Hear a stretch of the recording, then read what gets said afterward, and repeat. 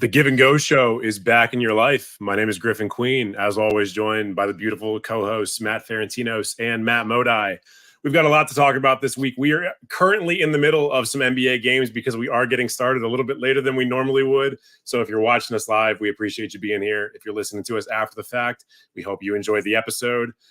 This week, we've got some mailbag questions that were sent to us by a couple viewers. We want to talk about the James Harden trade. And we've got some first week impressions on the NBA now that we're about a week in. Every team has played either 3 or 4 games. So we're starting to get an idea of what these teams look like. Obviously, small sample size, things could change a lot in the next few weeks.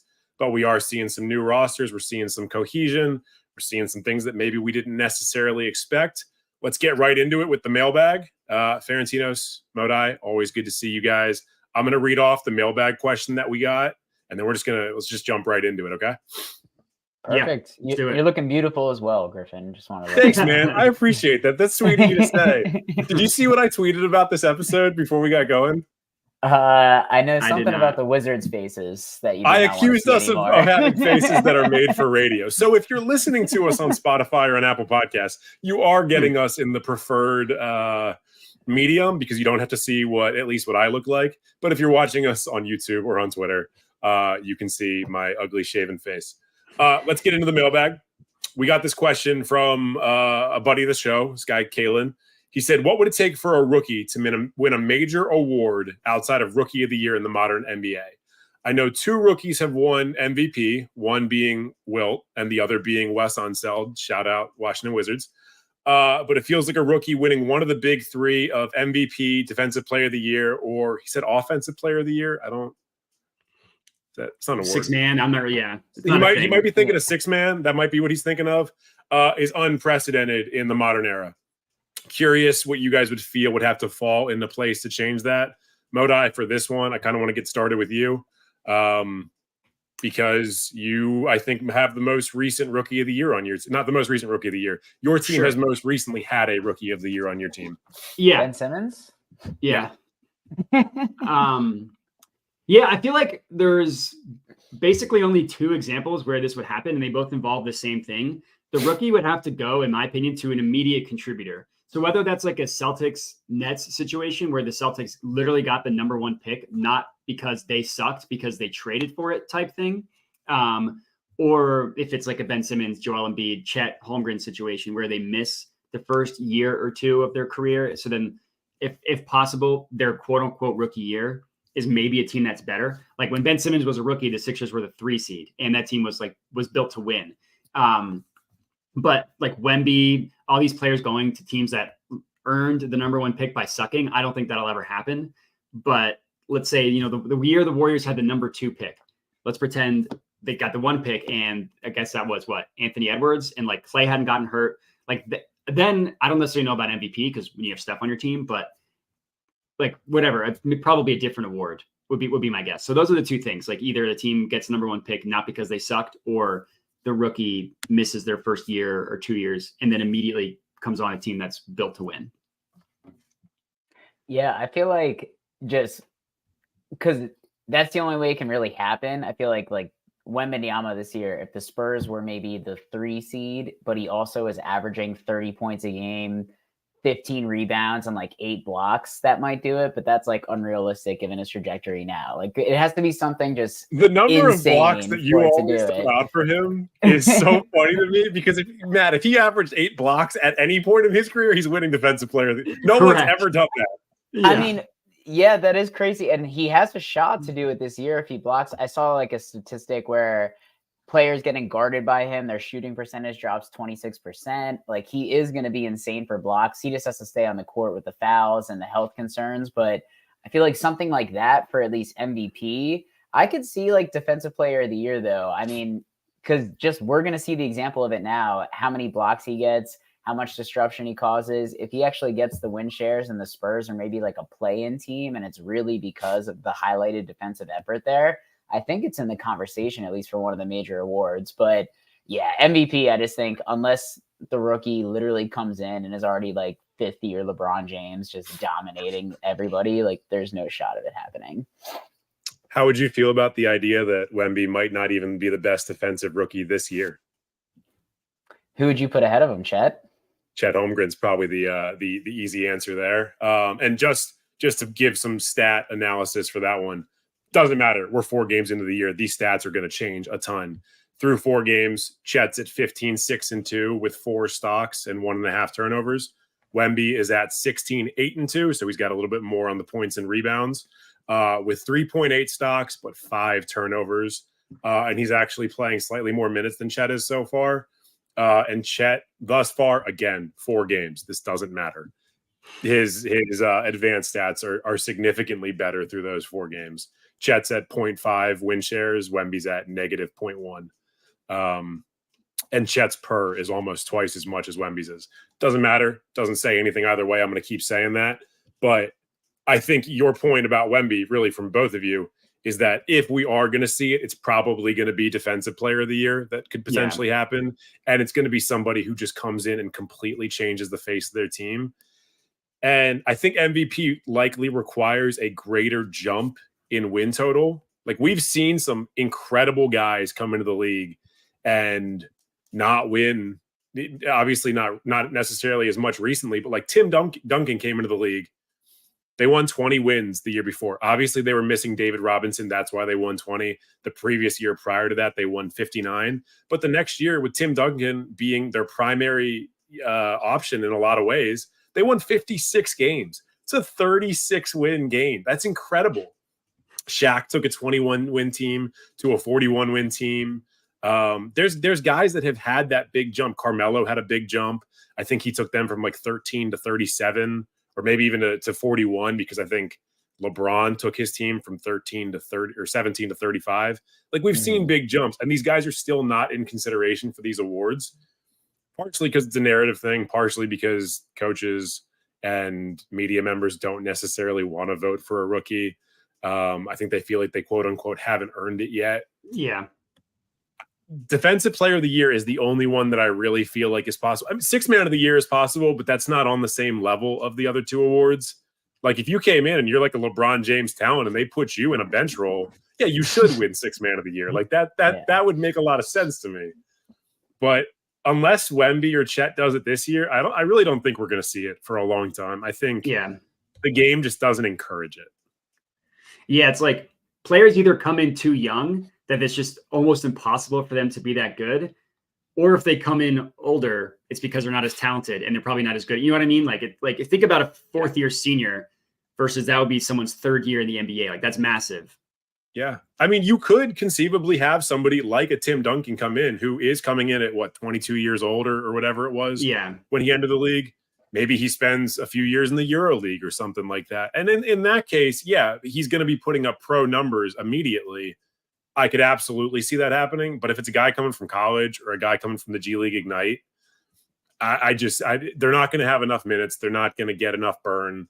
And even if they win 20 more games than they did the previous year, there's probably going to be another team that's going to have like a Giannis or a Jokic or whatever, where you're like, this is the best player in the league. We have to give them the award. Yeah.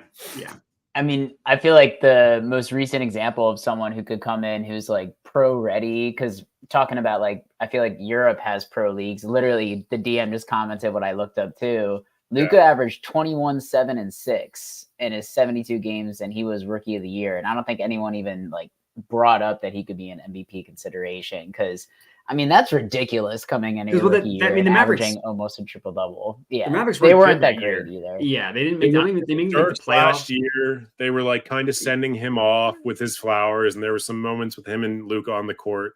But like Luka wasn't all NBA. Like you're not going to win one of these awards if you're not even all NBA. Yeah. And like how many rookies are even all defense? Like you're not going to win defensive player of the year if you're not even all defense. So, and that stuff is voted on by the media, right? Media and coaches get votes for all NBA and all defense. Yeah. Oh yeah, because who put in? Wasn't it like Doc Rivers had some, or no? Who was the Doc Rivers left Jokic. Mark Jackson. There he is. Yeah, Mark Jackson. Yeah, you're right. That's what he messed up his all NBA list. He forgot. His excuse was, "I forgot." Yeah. Well, they forgot to renew his contract, so it is what it is. I mean, look, my answer to this is I don't see it happening. things could change. We could see some guy come out of Europe or Australia or something like that and just set the league ablaze and absolutely deserve it. But with the amount of talent we have in the league right now, I just don't see them getting more attention than an existing superstar, unless the NBA takes 10 years off. Yeah. It's the only way it's going to happen. Yeah, it'd be like that book. Who's the guy who had the Wonder Boy bat? Like Paul Newman played him in the movie. Real classic. It's like a book. Maybe The Rookie, I think it's called. The But one like, Dennis he came in. Dennis Quaid or Kevin Costner or whatever. No, Dennis Quaid is the one where he's a pitcher.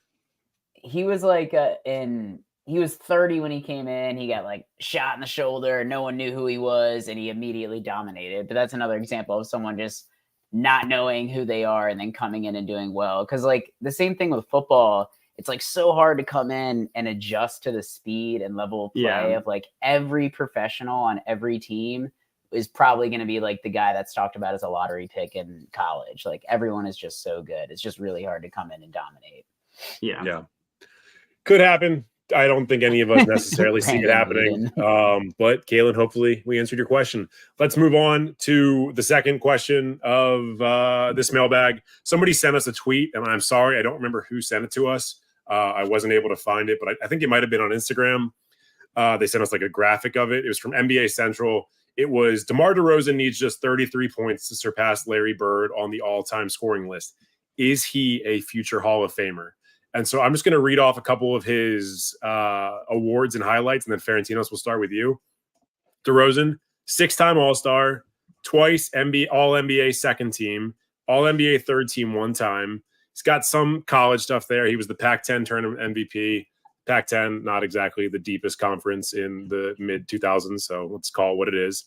And he has a gold medal at the 2014 World Cup in Spain, and he has an Olympic gold medal from 2016. So he has 2 world awards, both gold medals.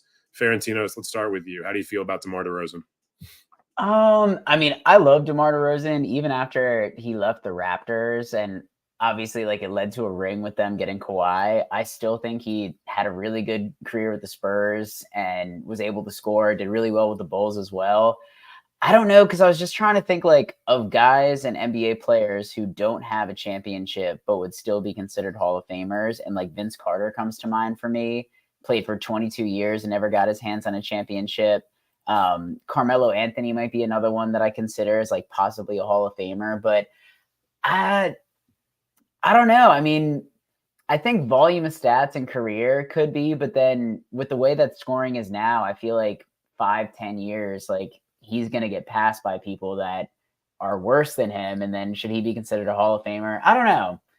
I would put it as a guy that waits around for a bit and then eventually gets in, but he wouldn't be a first ballot Hall of Famer. I really like DeMar DeRozan. I think he's a great scorer. He didn't really adapt to the 3-ball game. He was a mid-range ISO king. Like I feel like his like back to the rim, like fadeaway jumpers are great, but I always think of the memes of LeBron James, like with DeMar DeRozan and Kyle Lowry on his lap as like he's the father and he always beats them in every playoff series. So like, yeah. I mean, LeBron, to be fair, ended so many promising Eastern Conference teams that would have had a shot. The 06 Wizards comes to mind with like Gilbert. Oh, why would you start with the Wizards and Caron Butler? I thought you were going to say the Pacers. I thought you were. There were a lot of teams. I thought you were going to say the Bulls. You know, the D Rose and Joakim Noah Bulls, the Paul George Pacers. You start with the Wizards. No one thought they were going to do anything. You just said that to hurt me.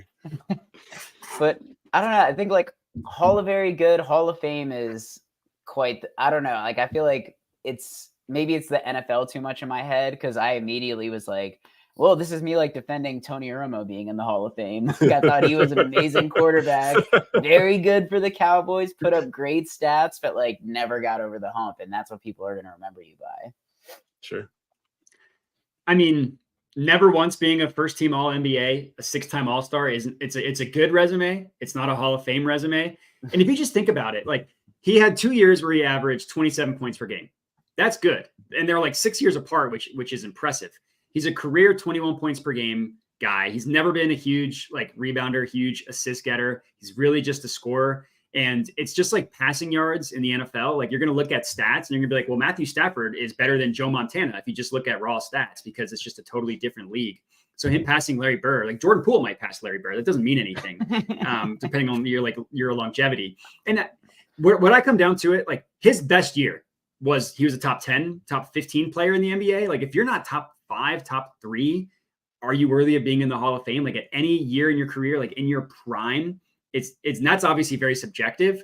That's also kind of what I think about it. And then like his resume, no finals appearance, 2 years averaging 27, never being in the first team All NBA, not being a plus defender. It's like he's scoring and he's not contributing a ton else. He's a great scorer and I love him. I love his game as well. But if we're talking Hall of Fame, I think it's a no. Sure. Yeah.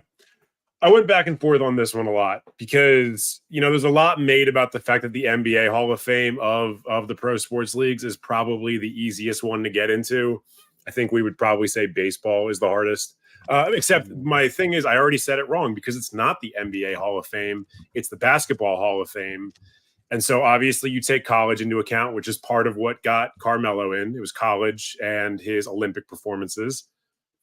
And so you have to consider the world performances for DeRozan as well. But, playing on a U.S. team, it's not like it's difficult to win a gold medal. He's about to have – he's got what, almost 22,000 points. He's 15 years into his career, 16 years into his career. Could conceivably play for like 4 or 5 more years. I don't want to say he's not going to make it because there are still things he could do for his resume that would get him there. I kind of think of him a little bit in the same way that I think of Grant Hill. Grant Hill obviously had a better college resume, 2-time national champion. I think he made all NBA first team once or twice. He was rookie of the year. But he wasn't an all-star that many times. He had the injury that cut his career from being potentially an all-timer to being one where the entire second half of his career, he was a role player and he was kind of a bench guy. Grant Hill is in the Hall of Fame, but those 2 national championships, I think, really get him there. And he's got a couple world championships as well. DeRozan, I think, is just outside of that bubble. He might be like the final boss of the Hall of Very Good. But I like that. He's really got to do something to get into the Hall of Fame in the next few years. If he gets traded to a team and he is a 6-man on a championship team, even if they don't necessarily win, I would think that probably gets him there for me. But to have never played in the finals, I just like you've been on good teams and you never made it to the promised land. I don't think I can put him there. Yeah, I agree. And I looked up Grant Hill when you were talking. 1 first team, 7-time All-Star, 4-time second team. He was co-rookie of the year, which I didn't realize that was a thing. I guess 95 things were weird. Jason Kidd? NBA co. I'm just looking at his Wikipedia. Also, correction, Carmelo Anthony is not in the Hall of Fame yet. He's not yet, but he's going to be. You think yeah. I was like, is there a waiting period for NBA players? 5 years. Just looked it up. DM confirmed it. Jason Kidd is right. I remembered it being some stupid situation with the 2 of them. I think that's the only – because the people wanted to do that, I think, for the Ben Simmons year. They wanted there to be a co-rookie of the year. Donovan Mitchell, yeah. So I learned about it at that time. I promise you I did not know that they were co-rookies of the year growing up. Cool. All right. I love a good mailbag. Well, yeah. I like if you have any questions, we love mailbag questions. We'll either do them at the beginning of the show or the end of the show, probably the end of the show, just so that we can get other stuff that's more pertinent, but we're kind of at the beginning of the season, so stuff's a little weird right now. If you do have any questions, you can always email us, giveandgoofficial@gmail.com. You can tweet at us at GiveGoShow on Twitter. You could tweet at any one of us individually. Very easy to find on Twitter, on Instagram, anywhere else. You friend us on Facebook and send us DMs. Just kidding. Please don't do that. That'd be weird.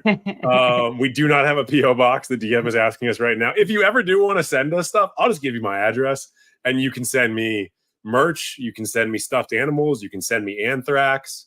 Like whatever you want to send. You can send what? Send me hats. You could send. Yes, we do. Modai is going to wear a different hat going forward. So he is going to need new hats very quickly and in great quantities. But let's move on to the James Harden trade. And we're going to start with Modai. I'm going to give the breakdown of the trade real quick. And then, Modai, I want to get your first thoughts on it. And if you think there's a winner and a loser of this trade. Sure. For the James Harden trade that went down about 2 days ago, James Harden, PJ Tucker, and Philippe Petrusev, whoever the fuck that is. Philip with an F. Philip? It's Philip? It's not Philippe? No, but Pat Beverly called him Philip with an F. Oh, okay. Philip with an F. All right. Philip with an F went to the Clippers. And the 76ers in return received Robert Covington, Nick Batum, Marcus Morris, KJ Martin, an unprotected 2028 first-round pick from the Clippers, 2 second-round picks from the Clippers, a first-round pick swap from the Clippers, and a first-round pick from the Thunder. Modai, like I said, let's start with you. Thoughts on this one? Sure. So a couple thoughts that I have written down. Point number 1, good riddance and fuck you. That's my first point. My second point, I'm actually going to... You're saying that to PJ Tucker, right? Correct. Yeah. Yeah. To PJ Tucker. The LeBron stopper. Yeah. So my second point, I compiled 9 random box scores. I'm going to play trivia. Whose box score is this? So here's 9. One. You compiled 9. Well, let's see if we can sense a theme. It is all really. Yeah, it's a trivia question. Right. Let's see. Here's one game. Game number 1. He shooting 5 of 13 from the field, 16 points, 5 assists, and 5 turnovers. If your guess was James Harden in the game 1 of the Heat series last year, you would be correct. Here is the next one. 6 of 15, 6 assists, 7 turnovers, game -10. If your guess was James Harden in game 3 against the Miami Heat of last year's playoffs, you would be correct. We're going to go to all 9. So don't I'm sensing a theme. Why don't you pick out the worst one from that list and tell it to us? They're all too bad. I simply can't. Here's another one. So keep in mind, if you lose 4 games in a series, you therefore lose the series. This is the third game. This is the third one of the same series. 5 of 13, 14 points, 4 assists, 4 turnovers. That was game 5 against the Heat. You want to hear game 6? Keep in mind, they're down 3-2. Got to have it game. 4 of 9. He shot 9 shots, 11 points, 9 assists, and 4 turnovers. -16 for the game.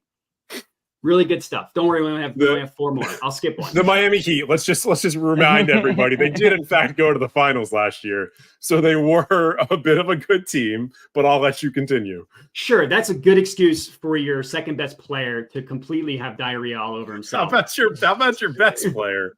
You want to go through those stats? Sure, best player is fine. Here we go. Let's look at this one. 2 of 14, 12 points.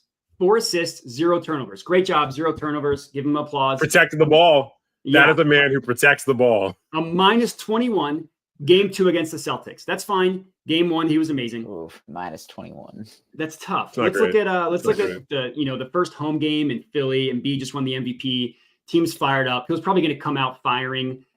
3 of 14, 16 points, 11 assists. Good job. Double.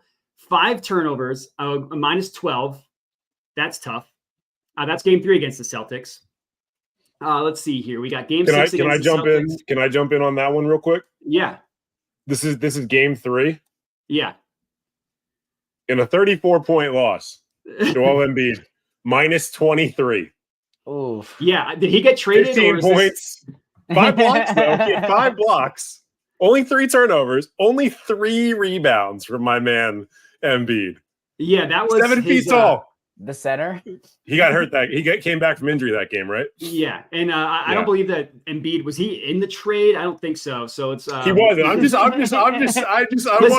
to just get like a full breadth of the Sixers roster here. To be fair, I want to tell people who Marcus Morris is going to be teaming up with. Sure. My argument is not Embiid's a good playoff player. Let me be clear. That is not what I'm trying to say here. So anyways, we got distracted. Let's game 6 against the Celtics. Sixers just went up 3-2. Can they make it past the second round? Let's see. 4 of 16, 13 points, 9 assists, 5 turnovers, -10. That's tough. Surely he's going to bring it in game 7. Don't worry. They're not going to lose 2 in a row. They're going to get out of the second round. Let's see. 3 of 11, shot 11 times. That's really good. 9 points, couldn't even get to 10. 7 assists, 5 turnovers, -30 in a 40-minute effort. -30 is not great. He played 40 minutes. But played... then that Celtics team won the title, right? Did they win another this round past in the year? playoffs? They won the title. Unfortunately, no. So fun game of trivia that I really enjoyed reliving. To be clear, that was 2 different second round series. Those are 4 games in which you're basically incapable of winning when you have a player that on your team. Winners and losers, honestly, I mentioned this in our TikTok. I'll be serious for a second. I think both teams win. I actually think, as much as I hate James Harden, I think he makes a lot of sense for the Clippers. The biggest issue that they've had, aside from health, is just a point guard who can distribute the ball. And James Harden is still, if not one of the best passers in the NBA. He led the league in assists last year. He's also generally stayed healthy. He had a foot thing last year. He's had hamstring things in the past, but he generally plays a lot of games. And between the Clippers with Paul George and Kawhi, nobody on that team plays a lot of games. And then for the Sixers, you get some maybe playable wings, which they never really had. You get to hand the keys off to Maxey, who's been awesome. I'm guessing that's probably why this trade went through, is because Maxey was incredible. They're like, all right, we can give the franchise to him and Embiid. So I think both teams win, and that's a ton of assets that they can use to trade. Like that 2028 unprotected first is juicy, and that 2029 pick swap is 1 through 3 protected. So that also could be juicy. So as much as I like roasting James Harden, I actually do think it's a good trade for the Clippers as well as the Sixers. What year is it right now? Right now it's 2023. What year is it right now? Is the question? 5-year picks away. I'm just saying, like, I thought if anything, it might be a lose-lose. Hot take. I feel like the Sixers ownership got pretty like pressed to just make a trade because they were just like, we don't want this guy on our fucking team. I think Morey wanted to hold out to get more assets than that. And I don't know how much better the Clippers are going to be, or if this is their like go for it year. You're going for it with like Paul George, Kawhi Leonard, who we know have an injury history and aren't going to finish the season. And Kawhi will probably look amazing in like the first 2 games, and they'll go 2-0 up in a series against like the Kings and then lose 4-2 because Kawhi is going to be hurt and can't finish the series. And yeah, they have James Harden, but I don't think he's like stayed on. Isn't he an unrestricted free agent after this year? So he could just leave after this year. Well, he's like generally been happy in his location. So why would you think that he would want to leave, like request a trade after a him year? And Kyrie are both going to be at their next teams for the rest of their he's career, going home, guys. He's back in LA. That's true. Surely this will be the one. Worked out great for Russell Westbrook the 2 years prior to this one. It's true. I just think the Sixers, basketball-wise, is probably going to be a plus. So that is like a win because Maxey has looked awesome to start the season. He's been incredible. I think that's also partly why ownership was pushing Morey to get a deal done. So they're like, we don't want any distractions. The basketball is looking great. Let's just press forward with this team, which I think is the better option for the Sixers. But knowing Morey, I feel like he just wanted more, and I think the Sixers could have gotten more. Who knows how long the drama would have dragged out. So if it's like first speed and just moving on with the storyline, that's a win. But I could also see this just working out poorly for both teams. I mean, in the Sixers in 2028, yeah, like that pick's going to be good if the Clippers suck, but Steve Ballmer is also a billionaire that hates losing and might just continue to buy and get free agents, and the Clippers might be salvageable and that pick might not be worth anything, or it could be traded away. Like trading away all these future picks, who knows if they're going to actually be there by the time that we get to 2028. Just wanted the different perspective, you know. Can't say win-win with the Philly team. Or with the historical losers, the LA Clippers. James Harden. I mean, not 50, the Clippers. 54-year run of not winning a single title, just for my Clippers fans out there. I'm with Modi on this one. I think it's a win-win. I think it's a win-win in very different respects for both teams.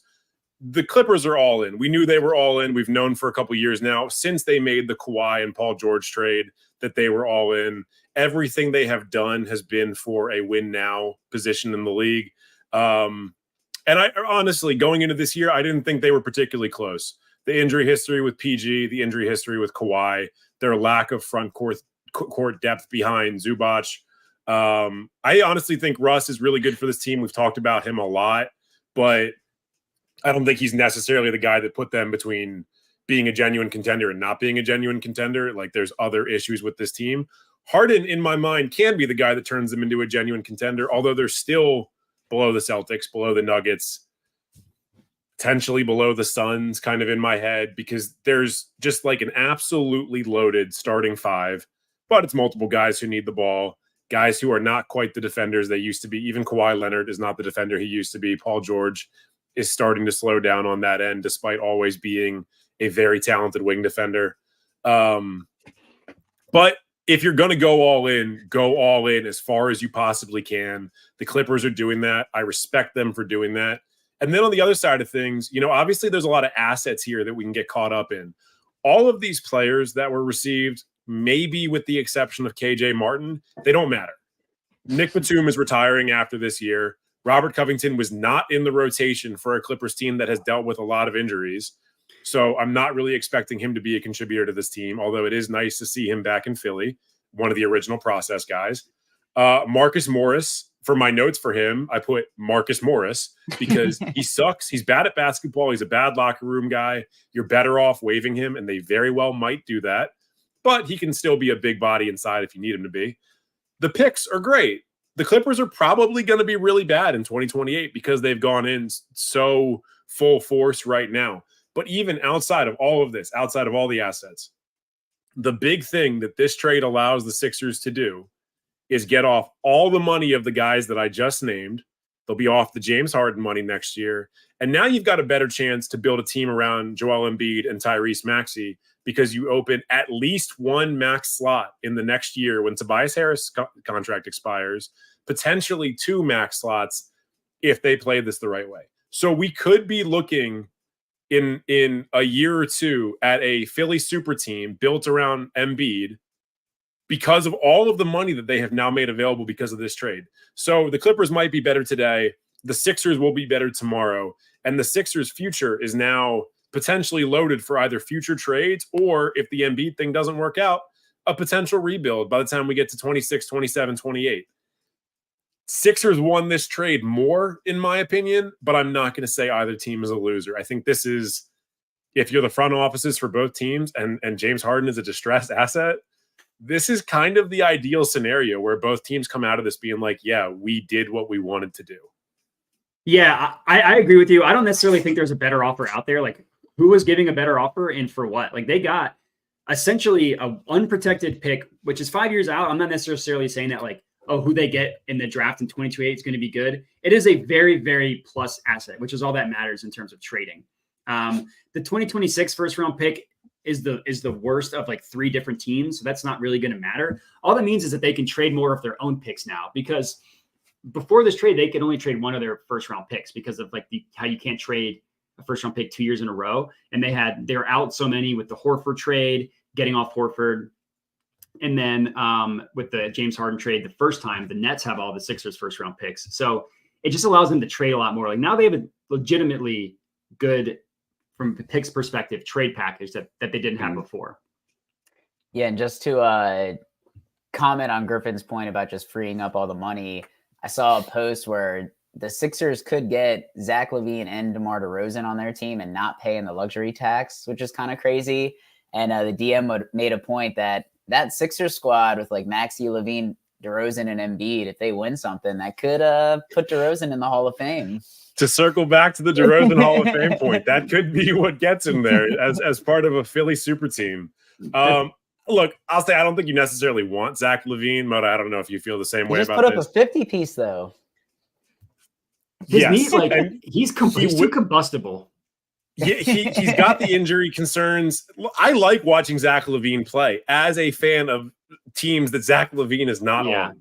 If you're a fan of a Zach LaVine team and you watch him every single night, you will get very frustrated with him. He's a high usage guy who's not particularly good at defense, not a great passer, not a great rebounder, like definitive tunnel vision player who does score really well, but he doesn't really do anything else. And like, everyone in the NBA right now, with the exception of, funnily enough, PJ Tucker, can score the fucking basketball. And Ben Simmons. So, yeah, and Ben Simmons. God.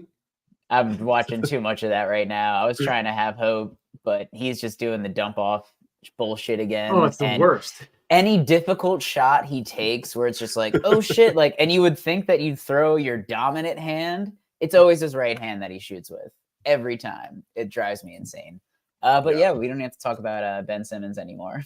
We don't need to talk about Ben Simmons at all. The DM wants us to mention that the Raptors just blew out the Bucks by 20. He put best team in the NBA ? To which my response is no. They're not the best team in the NBA. They might win 37 games. So, okay, like that's my response to that. They're 2-2.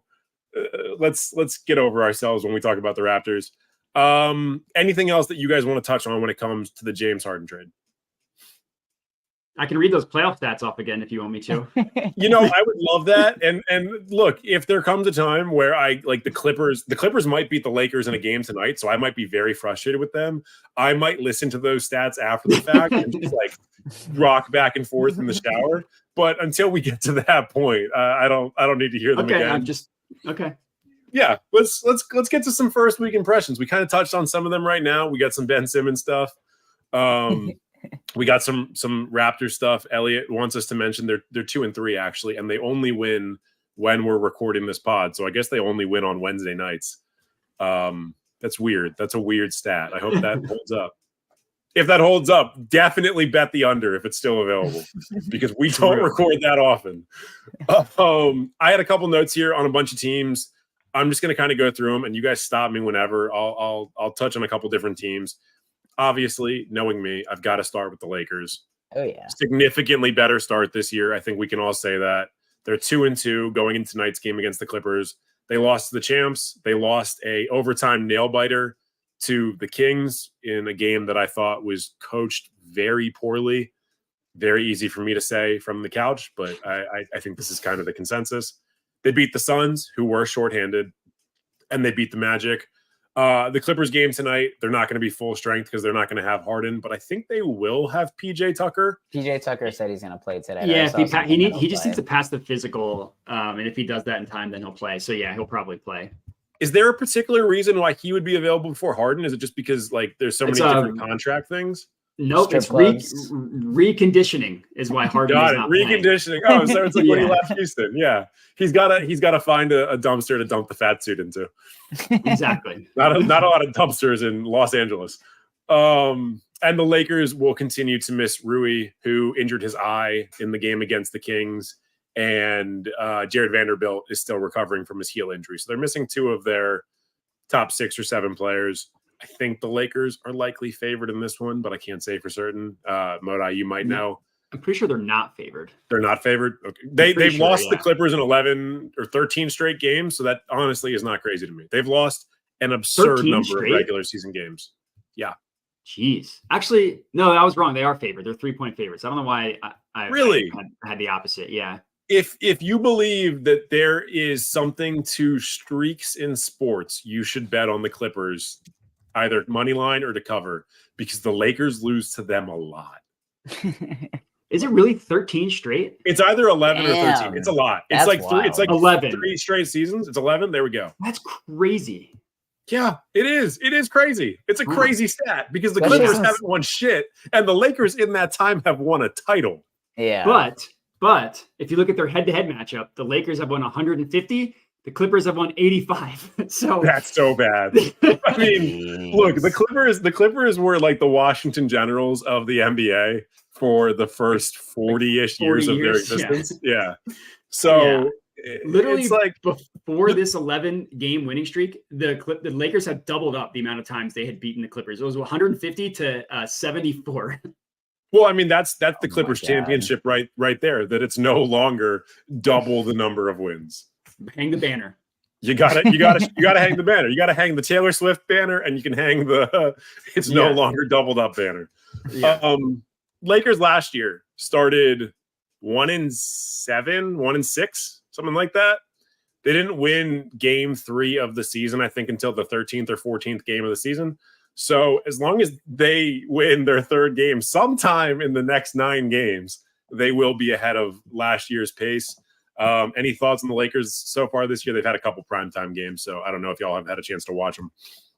I have actually. I watched the. Oh, you can go, Modi. No. I was gonna say that they're gonna be good. That like they're just gonna be good. The loss to the Suns was weird. The loss to the Nuggets was understandable considering the Nuggets look even better than they were last year.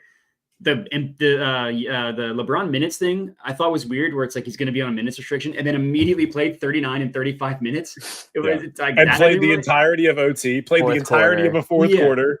They've got this dude playing playoff minutes, and it's game 4. Yeah, that I don't really understand. And you always just wait for the injuries to happen. But I mean, it's like finally, since basically the year after they won the title, a roster that makes sense. At least heading into the year, like they ended the year last year with the roster that made sense, but was not the way to begin the year. I feel like that's happened a lot with LeBron teams, is where it's like, all right, let's wait for the trade deadline for the GM to get in here and make some moves, and for us to, be able to rework the team to make the playoffs, potential championship. But I did watch a lot of the Lakers Magic game just because I was interested to see how the Magic looked too. Christian Wood and AD on the floor together is really good defensively. Like, I feel like you would think just with 2 centers, it might, for a team like the Warriors, move the ball around, but they both play really well together. I think Christian Wood's put some good minutes together when he's been on the floor too. I think if they could get Gabe Vincent going and just unlock that jumper, just like another shooter to have on the Lakers isn't a bad thing. Austin Reeves looks good. His potential might be capped, but I think just as like a really positive hustle role impact player, that Caruso type player that I'm thinking for LeBron, he's fit really well. I feel like there's only one reason you're making that comparison. He's sneaky, athletic, gritty. They both have kind of bad hair. That's what it is. One of them looks like a boy band member, and the other one looks like is unfortunate. Yeah, it's just unfortunate. I still feel like they'll just get under on the over-under because they were at like 47 or 8 when everyone else was at like 45. High. But I do think they are going to like comfortably be in the playoffs this year. They do look pretty good. It'll be interesting to see what moves they make going into the trade deadline, if they do at all, because I do think this roster is set up, just like Modai was saying, a lot better to win this year.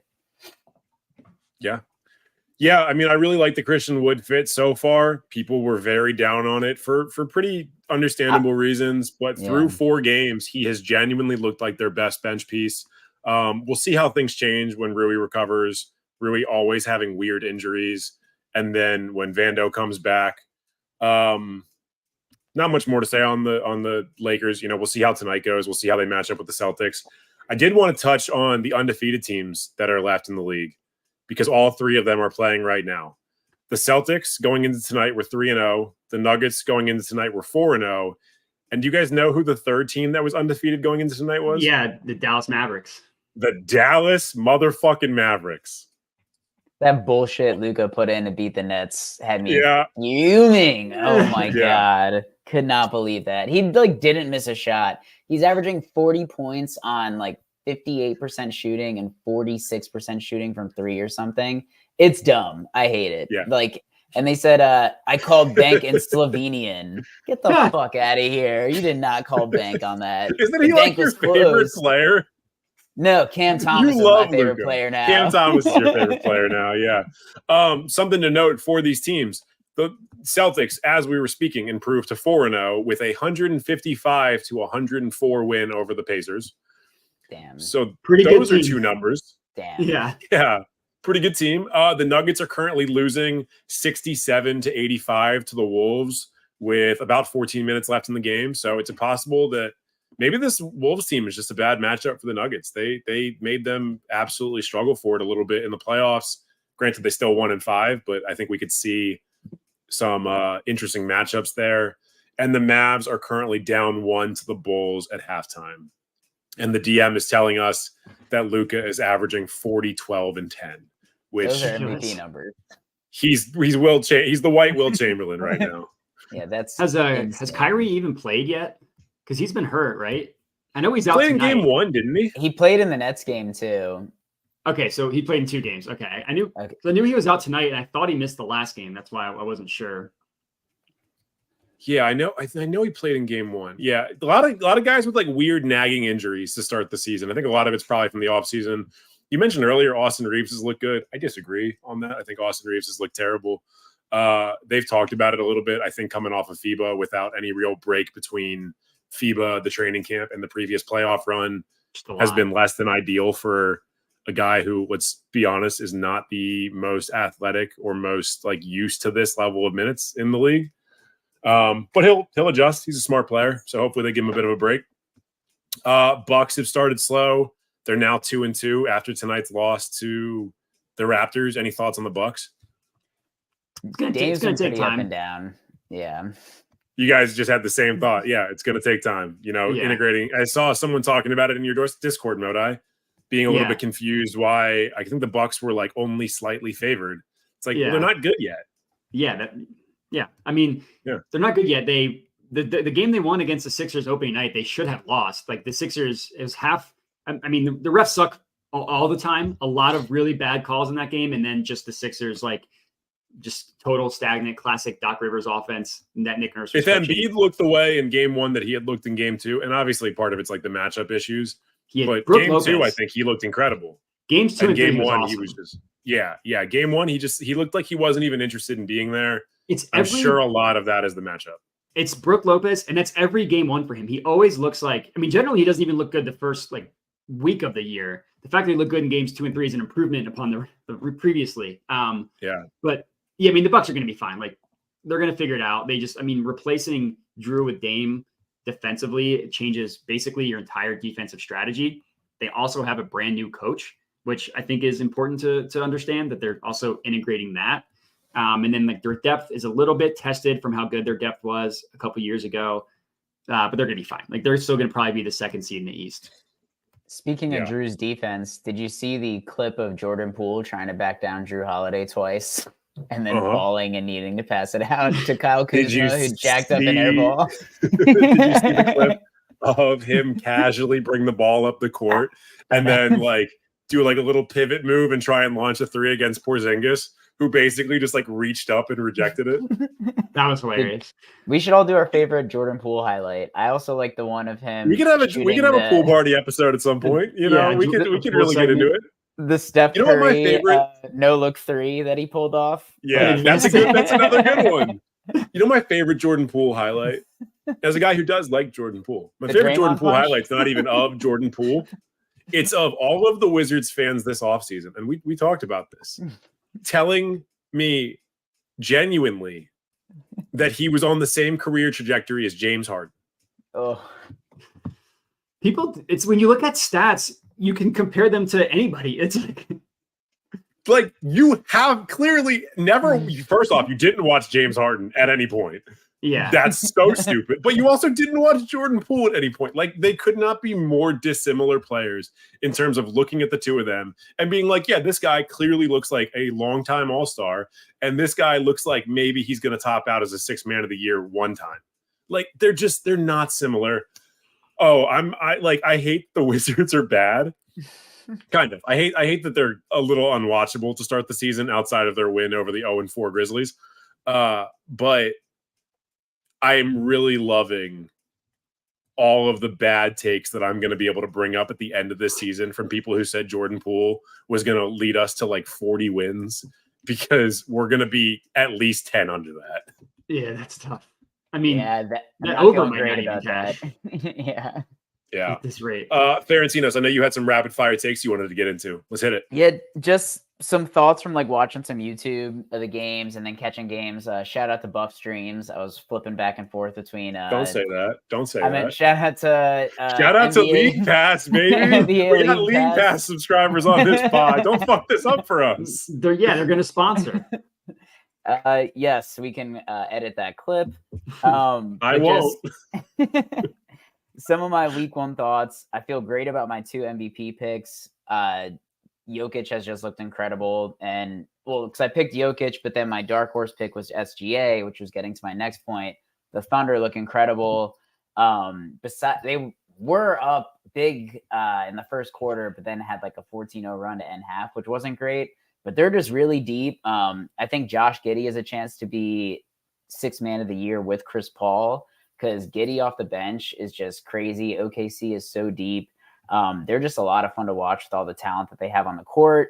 I also, if there's an award for best hair, it's got to be Josh Giddey, just running around the basketball court looking like a movie star, just like perfectly slicked back. I was thinking of the dodgeball quote where White Goodman is just like diving across and they're commentating and making comments about how his hair is perfect. It's what I thought of. Cam Thomas is Call him Timothy Chalamet. Yeah, they call him that. Yeah. I mean, isn't Chalamet not like ripped though? Like I feel like Josh Giddey's like they just have kind of similar built for an like NBA facial player. hair structures and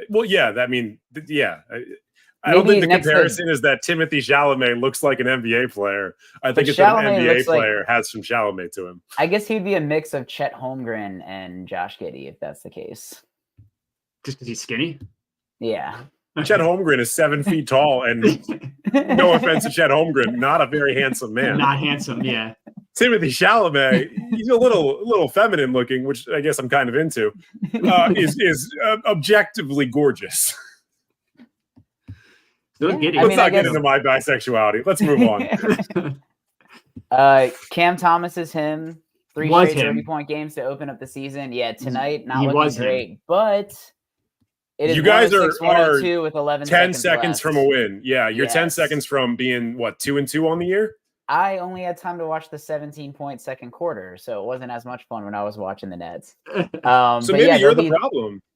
I think I am the problem. Yeah, they have outscored the Heat since you turned the game off. That's interesting. You're the problem for that, and Elliot's the problem for the Raptors. Yep, we got to do a give and go show whenever there's a Nets game. And then also 3 times a week. I feel like I'm fucking up his name, but Asor Thompson. That dude is fun to watch. Yes, he's got hops. He makes some crazy athletic plays. Like he's stealing the ball and is the first one down the court to catch an alley-oop. Like he's going to be so much fun to watch. This rookie class is just going to be so much fun to watch. And those are just a lot of quick notes. A lot of people talking about his offense through the first few games. And I'm like, look at this dude just stuffing the stat sheet with a ton of stuff. He's getting rebounds. He's getting dimes. He's getting steals. He's getting blocks. He has not turned the ball over a lot. He's fouling less than you would expect from a rookie in his position. Like, I feel good about the Pistons just like believing in them right now because they're going to lose a lot of games, but you can see so much potential in like their starting 5, 6, 7 guys that like if they all lock in at the same time, Cade does look really good and he's doing great work for my fantasy team, as is Thompson. Yeah, it looks like Nets are about to close this out. They're up by 5 with 10 seconds to go. Let's go. That'll bring them to 2-2. So that's good for you. The Heat. Do you want to see who the leading scorers are? Lonnie Walker has 17 points and Armani Brooks has 17 points. Mikal Bridges got 20 at least. Armani Brooks is a good name. Yeah, someone really smart and handsome on a live stream said that Cam Thomas was going to go under his point total today, just because there's no way he's going to continue that up. I forget who it was, but again, he's really smart and handsome. What did they have him at? Like 20 something? 24.5. Yeah, I'd take the under on that too. I mean, granted, yeah, he's been like dropping 30 bombs. I would still take the under. Exactly. Because we saw this from him last year. He'll hit a bunch of games in a row, and then eventually the wheels come off. Last year, and that's not a knock on him. He had 40 in 3 straight games last year, and then never hit 25 the rest of the regular season. The next like 15 games. I have some quick hitters as well. A couple of Matt was right segment. I'm going to take a victory lap after exactly 1 week. The Warriors look. We haven't talked about them. Haven't talked about them yet. Warriors look good. They do. Granted, they do look good. The one loss was a weird one to the Suns when Booker went off. Other than that, I mean, they look good. Like their team makes a lot more sense than it did last year. Defensively, they're significantly better than last year. Chris Paul looks like he's good, or he's doing well off the bench. They're going to have to integrate like Draymond back in the lineup, but they play enough together. They'll be fine. The young guys are playing with Kuminga and Moody. We'll see if they turn into anything, but they look good. The Timberwolves, I made this note before tonight when they're going to beat the Nuggets. I was right about the Timberwolves. They're a 500 team. Karl-Anthony Towns and Gobert just look awkward together. Like offensively, it looks like it's game 1 of last year. They just can't figure it out offensively. And then the Nuggets are going to go 82-0. Well, now 81-1 now that they lost tonight. Sure. Yeah. Okay. Yeah. All good thoughts. If we're doing the Matt was right segment, I think we should also do a little bit of a I do have one Matt was wrong segment or point as well. The Grizzlies are not good. The Grizzlies suck. Yes. Yep. I was literally looking at it to make sure that you said the over for the Grizzlies. They are about to go 0-5 if this game holds up. The Jazz are up, I think, 20-some points on them right now. Yeah, they are. Granted, things can change. There's still 2.5 quarters to play, but not a great start for the Grizzlies. You basically, at this point, it looks like they're going to need to win every single Ja Morant game to hit their over this season. Pretty much, yeah. I don't think that, honestly, like I had said when the Steven Adams injury happened, I think that is a bigger loss. Yeah. Because Jaren Jackson cannot recreate what Steven Adams does, but Desmond Bane and friends can kind of recreate what Ja does. Jaren Jackson Jr.'s rebounding is atrocious. I don't understand it. I'm seeing a little bit of that from Evan Mobley so far this year as well, where I kind of want to sell some of my stock in Evan Mobley. I know we're only a week into the season. I'm going to pump the brakes a little bit. But thus far into this year, I'm not loving what I'm seeing. That said, the Cavs are very injured. We'll see what they look like when they're even remotely healthy. I had the Raptors at the bottom of the East at the start of this show. They are no longer at the bottom of the East because they are now 2-3. The Heat, I believe, will be at the bottom of the East after we get done. 1-4. 1-4 is a bad start, but not entirely unexpected, I think, for many of us. This Caleb is Martin, kind of what we thought we were going to get from them. And Caleb Martin hasn't played, and Jimmy Butler was load managed the third game of the year. They got rid of Max Strus, who literally didn't miss a three against the Nets opening night, too. That dude had like 27 points. Yeah. And Gabe Vincent, too. Gabe Vincent came to the Lakers, immediately stopped being able to shoot threes, as is tradition whenever a new player comes to the Lakers. I don't really have any other go ahead. I was just saying, nothing goes right for the Lakers. Well, look, I'm not saying that by any means. There is a very clear drop in 3-point percentage specifically for Lakers players. But, if we keep winning titles, I don't give a fuck. Win inside. Go bang around in the interior. Anthony Davis, Defensive Player of the Year, which he's an early strong favorite for. Yeah. I could just do one League Pass team of the week if we want to do, sure. Just because looked it up. I picked a few teams. Well, we had talked about the Warriors. I just think they have a really good schedule. Kings Warriors tonight. If you guys are still awake and want to check it out, that's going to be a great game. Then they play the Thunder on Friday, Cavs on Sunday, Pistons on Monday, and then the Nuggets on Wednesday. So I might watch that's a every hard Warriors schedule game. To start. That's a hard 4 games because even the lower team, Cavs are going to play. I think for the other teams though, the Warriors are really good. I could see them. Yeah. It's just teams. that's a banger of a schedule. I like that as the League Pass team. I like that Moda and I gave complete opposite answers. He said he will not be staying up. I will, absolutely be staying up. Thanks for having a League Pass team of the week. I will probably watch at least 3 of those Warriors games. And maybe we'll talk about them when we're back next week. I hope they go 0-4. I'm not going to hide my bias when it comes to the Warriors. Hey, I like him again. Curry's so freaking good. Another Curry's sweet incredible. Highlight. Watching Dylan Brooks look like the biggest freaking idiot was amazing. Was the way just he was dancing around. Yeah, so good. He didn't need to pump fake it too. He probably could have pulled the 3, but just pump fake to watch him jump in the air, which was hilarious. Making him look like Anderson Varejao. Yeah, we're on track for Varejao.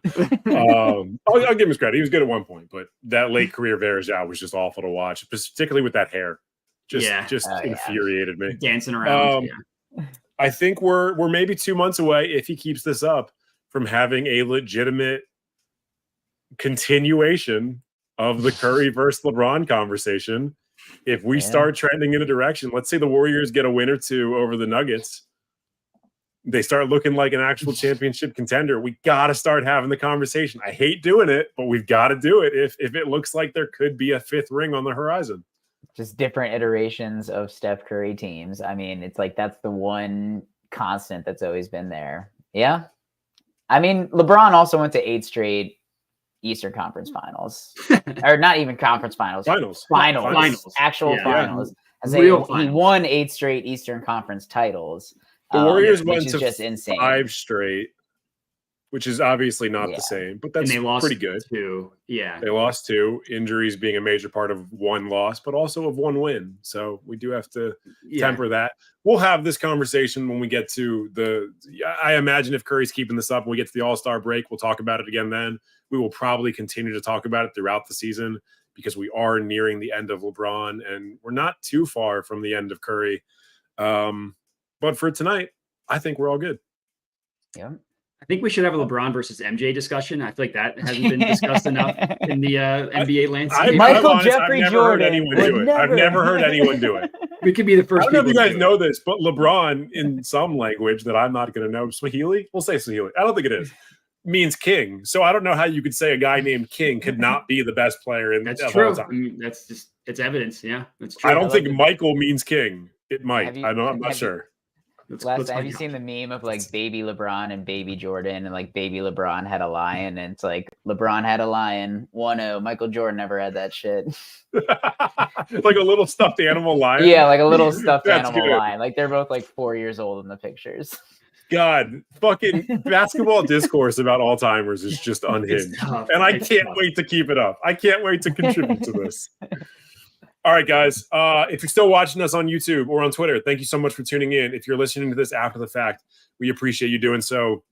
Make sure you rate and review 5 stars if at all possible. If you want to review, make sure you tell us which of the members of the Give and Go show you find to be the most handsome. I promise to only get a little bit upset when I end up losing that battle. We will be back next week. Our general time is 5:30 Pacific, 8:30 Eastern. Sometimes it does fluctuate a little bit like it did tonight, but catch us every Wednesday night. And make sure that you are also following Modai specifically on Twitter. He does a live stream every Wednesday night and Friday night, I think, as well. A gambling stream. If you're into sports betting, if you're into making money, go follow Modai for all that stuff. Make sure you tune in for that. And we will see you next time. Michael Jordan should follow Modai. Loves gambling. Michael Jordan should follow Modai. He probably does.